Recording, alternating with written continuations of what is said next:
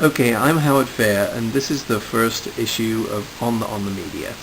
On the Media is a piece of fan tribute, I suppose, to On the Media, which is widely held to be the finest radio show that's being broadcast on a licensed radio station, and or at least it's one of the less annoying things on NPR. I wrote a few notes on the back of my internet bill about this week's show. Hopefully on the Media will go out before 4 p.m. on Eastern United States time, which looks like we'll be able to do that. Just want to mention a couple of things that are on the show. The segment of this week's On the Media that really had the most emotional impact, probably of any of them, was the one about cyberbullying. A young girl tragically committed suicide after being harassed online and having people misrepresent themselves as her friends and then reject her.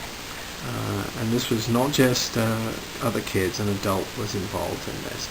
And this woman, who was the mother of a supposed friend of the suicidal girl, was convicted of essentially computer hacking, because prosecutors saw that as the only law that could be used against her and the only thing that would stick.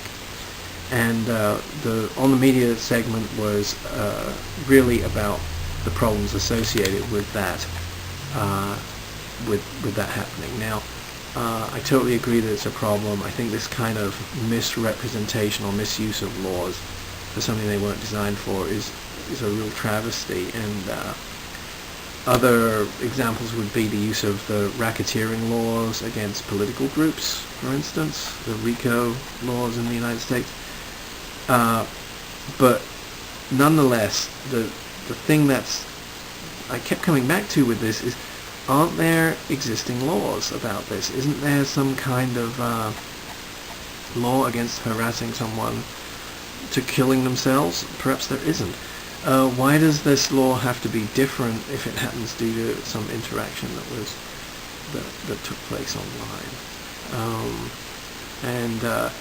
I think that a vital part of this, I mean, there's somebody who's just a consumer of the media, like we all are,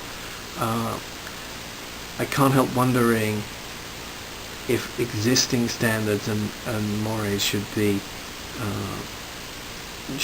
applied to what happens online as much as possible, because that's what holds our society together. And if it's not happening, then why do we have to twist a law that's designed to stop computer hacking to this? I think I agree with most of the commentators that it was a very serious problem, and so thanks for posting that on your show. The show included a segment about a recent study regarding the link between childhood obesity and inactivity to media use. And there was a song. The song was a bad thing, okay? I hate to say it. But there's a couple of things. First of all, I couldn't really understand what it was talking about. And you guys, you're not up to par. I know that you probably liked the song about the John Birch Society that you played, and probably also been thinking about the recent musical interlude about Proposition 8 with Jack Black and other people, which was a lot of fun.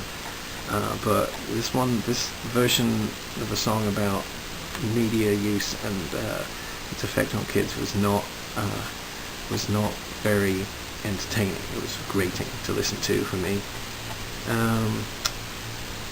Second thing, what you're actually trying to say? Well, you're trying to say that the research doesn't really show causal connection.